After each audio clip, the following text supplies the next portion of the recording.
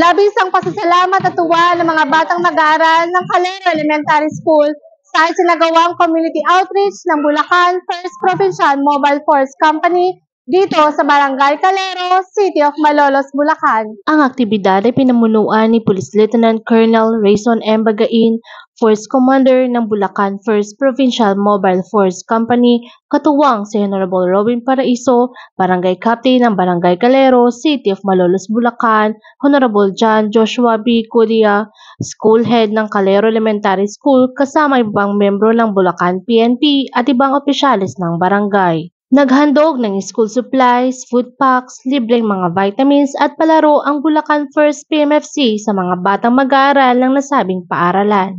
Ang project klase kaugnay sa kariton ng pagbasa, kariton ng pag-asa ay naglalayong magtatag ng maayos na relasyon sa komunidad at kapulisan, alalayan ng seguridad at edukasyon ng mga kabataan.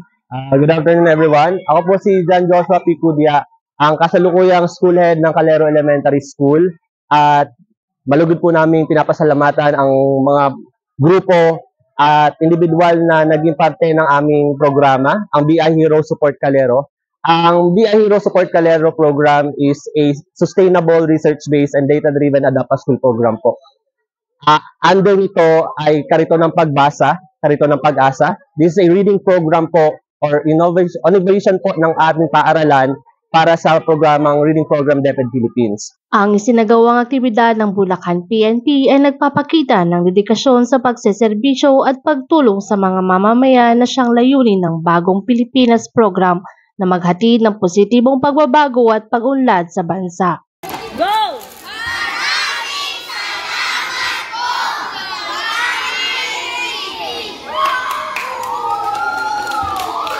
Mula dito sa Calero Elementary School, ako ang inyong PNN correspondent, Patrolwoman Janet Balad, alagad ng batas, tagataguyod ng balitang pulis.